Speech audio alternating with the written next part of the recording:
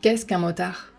C'est une question toute bête quand on y réfléchit, mais qui a 1000 réponses. Est-ce seulement quelqu'un qui possède une moto, quelle que soit sa cylindrée? Faut-il rouler beaucoup pour être considéré comme motard? Porter obligatoirement un gilet en cuir et avoir une moto flambant neuve?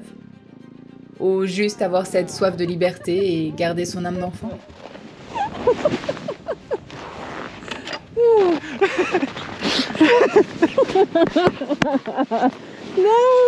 Et si on vend sa moto au profit d'une voiture, restons-nous seulement motards?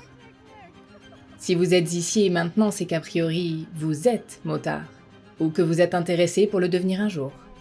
Et vous avez sûrement votre réponse à cette simple mais finalement grande question. J'ai eu la chance de passer plusieurs mois au nord du Kazakhstan, avec des motards devenus des amis depuis.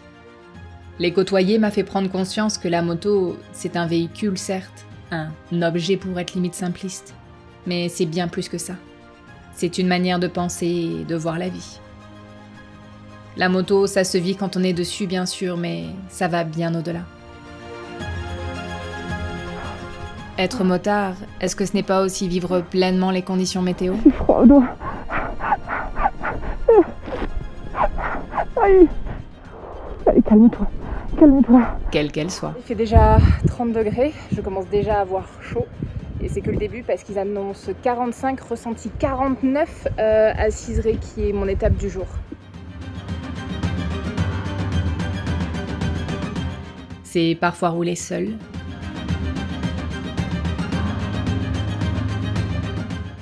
Ou à plusieurs. C'est alors l'occasion d'aller explorer, de s'amuser. De créer de nouveaux voyages parfois. C'est aussi découvrir d'autres manières de rouler. Partager un repas ou un bout de route. Et finalement, quelle que soit la moto ou le terrain. Ça sera du off-road, mais avec une moto qui n'est pas la mienne, qui est celle de Zoula.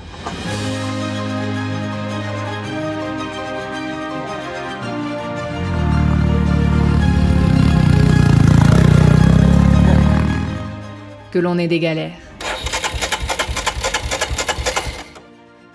Je viens de récupérer ma moto. Le câble de l'ABS est cassé, il a été rompu. Il y a un miroir un rétro qui est pété.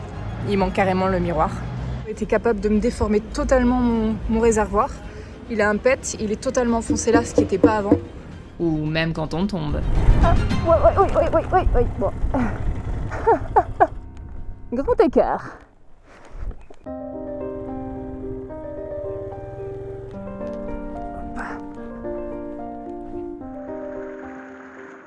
La moto reste un vecteur social qui réunit encore les gens. La preuve, vous êtes là aujourd'hui, non? Elle peut arriver très tôt, héritée d'un parent, d'un frère, d'une sœur ou d'un ami motard. Certains y verront un moyen de liberté et d'aventure, comme moi. Pour d'autres, le plaisir réside aussi dans le fait d'avoir les mains dans le moteur, de rouler quelle que soit l'heure du jour ou de la nuit, ou de partager des moments entre amis.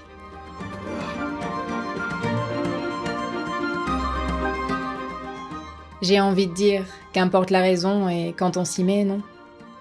Ce qui me semble à présent évident, c'est que, quel que soit notre profil, que l'on soit aventurier, motard du dimanche, débutant ou chevronné d'une vie, qu'on parle la même langue ou pas, on se retrouve souvent sur les mêmes valeurs d'entraide, de partage et de convivialité. Cette passion crée une grande famille, disparate mais unie par un même sentiment de liberté. Et ce petit truc au creux du ventre quand on roule. Je suis partie sur la route de la soie il y a 4 ans, en ayant fraîchement mon permis à 2 en poche. Mais pour être honnête, je ne me considérais pas vraiment comme motarde. Chaque étape, chaque kilomètre, chaque rencontre, chaque imprévu m'a forgé. Ce voyage m'a amené à la moto et, quoi que ça puisse vouloir dire, je suis devenue motarde.